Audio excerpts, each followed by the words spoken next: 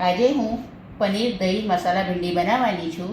તો ચાલો મારા કિચનમાં આજે આપણે વિડીયો શરૂ કરીએ. મેં 250 ભીંડા લીધા છે. ધોઈને કોરા કરીને એને કટ કરી લીધા છે. હવે આમાં આપણે લગભગ અડધી ચમચી જેટલું મીઠું નાખીશું. 5 ચમચી જેટલી હળદર નાખીશું. એક અડધું લીંબુ નીચવીશું. હવે આને આપણે બધું મિક્સ કરી લઈશું. હવે આ મિક્સ થઈ ગયું છે. હવે આને આપણે સાઈડ પર મૂકી.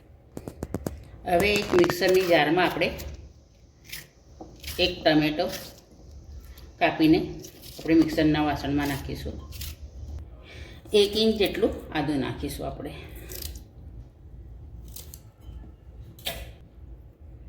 અને લીલા ધાણાની 10-12 જેટલી ડાળખી નાખીશું. હવે આની આપણે પેસ્ટ બનાવી લઈશું. એક કઢાઈમાં મેં તેલ લીધું છે. હવે આપણે ભીંડાને જે મસાલો કર્યો હતો હવે આપણે એને ફ્રાય કરી લઈશું.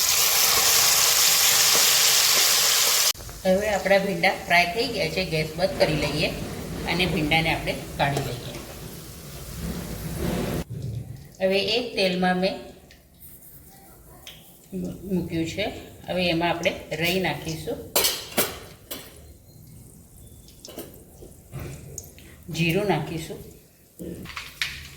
રાઈ અને જીરું તતરી ગયું છે. હવે આપણે એમાં 5 ચમચી જેટલું હિંગ નાખીશું.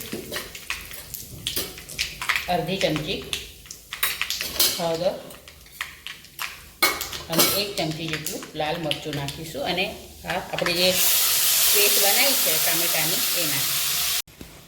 હવે ટામેટાની પ્યુરી સતળાઈ ગઈ છે. તેલ છોડી દીધું છે. હવે આપણે એમાં લગભગ 1.5 ચમચી જેટલું ધાણા જીરું નાખીશું અને હલાવી લઈશું. હવે આપણે ગેસ ધીમો કરી દઈશું અને દહીં નાખીશું. લગભગ એક નાની વાટકી ભરીને મેં દહીં લીધું છે. હવે મેં દહીં નાખી દીધું છે. હવે 5 મિનિટ માટે આપણે આને ઉકળવા દઈશું.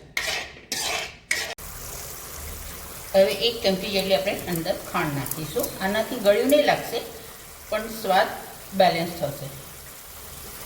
હવે આમાં આપણે પનીર નાખીશું. ફ્રાય કરેલી ભીંડી નાખીશું. હવે આને મિક્સ કરી લઈશું.